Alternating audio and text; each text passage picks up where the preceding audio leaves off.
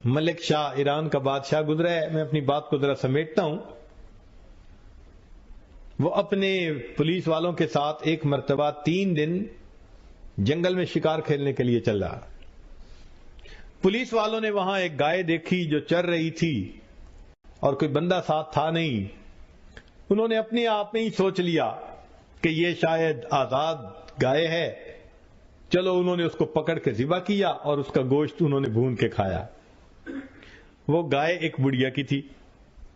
جب اس کو دوسرے دن پتا چلا کہ میری گائے کو تو ذبح کر دیا گیا تو وہ آئی اور اس نے پولیس والوں کو کہا کہ بھائی آپ لوگوں نے میری گائے کو ذبح کر دیا، تو اب آپ ایسا کریں کہ مجھے پیسے دے دیں، میں دوسری گائے خرید لوں.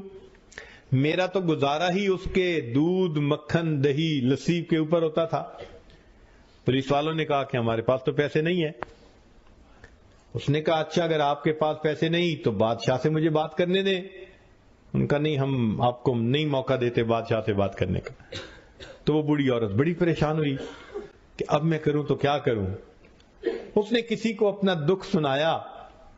وہ سمجھدار آدمی تھا. اس نے کہا دیکھو بادشاہ نے 2 دن کے بعد واپس جانا ہے اور واپسی میں ایک دریا ہے جس کے اوپر پل ہے، اس پل سے ہی اس نے گزرنا ہے.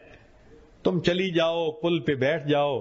جب بادشاہ کی سواری گزرنے لگے تو سواری کو روک کے بات سنا دینا، بادشاہ تمہیں گائے کے پیسے دے دے گا، اچھا بندہ ہے. لو جی بوڑھی اماں وہاں پہنچ گئی. جب تیسرے دن بادشاہ کی سواری وہاں سے گزرنے لگی تو بڑھیا اٹھی اور بادشاہ کے گھوڑے کی لگام اس نے پکڑ لی، کھڑا کر لیا. تو محمد شاہ نے پوچھا، ملک شاہ نے پوچھا کہ اماں میری سواری کیوں روکی ہے؟ تو بڑھیا نے اس وقت اس کو ایک بات کہی کہ ملک شاہ میرا اور تیرا ایک معاملہ ہے.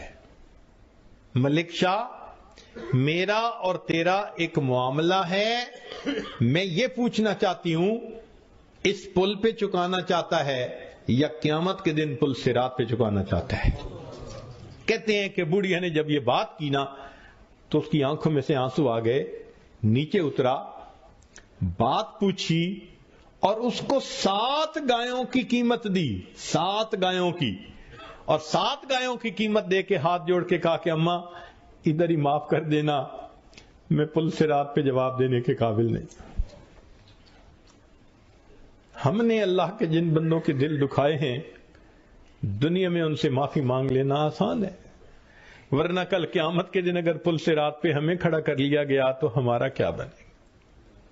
اسی لیے قرآن مجید میں ہے کہ کچھ لوگ ہوں گے اللہ تعالیٰ کے سامنے سے جب جائیں گے نا، آپ نے دنیا میں دیکھا نا ایئرپورٹ پہ سکیننگ مشین ہوتی ہے، ایک ایک کر کے جاتے ہیں تو جس کے پاس کوئی میٹیلک چیز ہوتی ہے تو بیپ آ جاتی ہے تو وہ پھر اس کی تفتیش کرتے ہیں، اور جس کے پاس کچھ نہیں ہوتا وہ سیدھا گزر جاتا ہے. قیامت کے دن اسی طرح ہوگا. ایک ایک بندہ جئتمونا فرادا کما خلقناکم اول مرہ، اللہ فرماتے ہیں ایک ایک کر کے تم میرے سامنے سے جاؤ گے. وہ سکین ہو رہے ہوں گے سارے بندے، اور جنہوں نے دوسروں کے دل دکھائے ہوں گے اور دوسروں کے لیے وبال جان بن کے رہے ہوں گے اور اللہ کے حکموں کو توڑا ہوگا،